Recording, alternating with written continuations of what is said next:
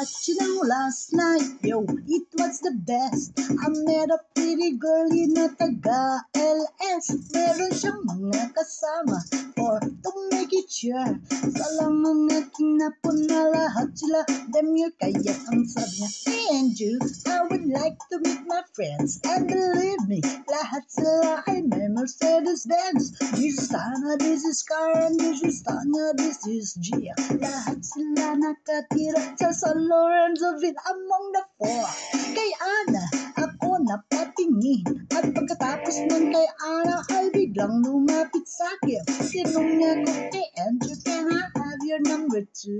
Sumagot ako 801-6722. Okay, na kami nag-party. Yo, tila break of dawn. Inuwi ako ng bahay dan natulog ako maghapon ngayon. Ako'y ginising.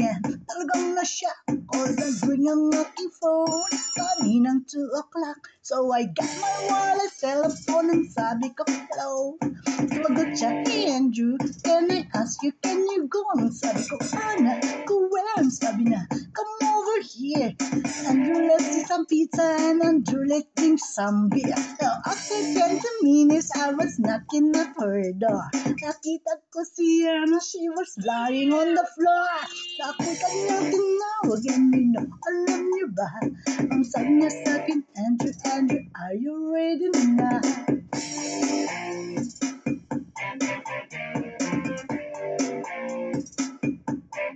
Andrew for Medina.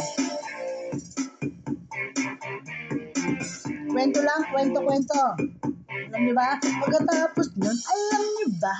We went to the garage. At sabi niya sa'kin, Andrew, can you give me your massage? Inilot ko ang front, pati ang kanyang back. Then Anna squeezed me tight and then she gave me a snack. But ako'y biglang tinulak, so ako'y napaupo. At ang sabi niya sa'kin, Andrew, wag na wag kang tatayo.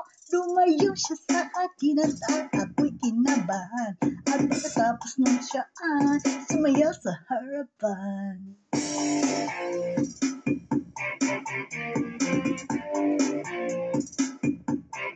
Andrew for Medina.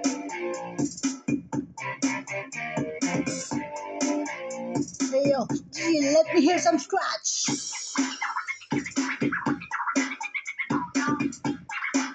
Oh no. Oh no.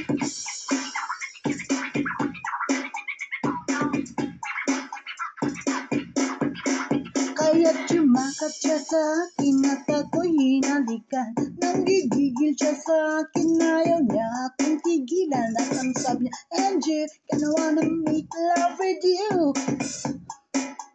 Can I always be with you?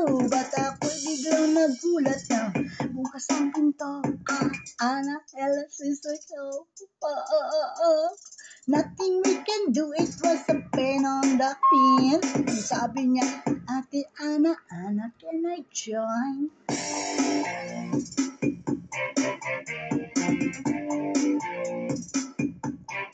Andrew for Medina.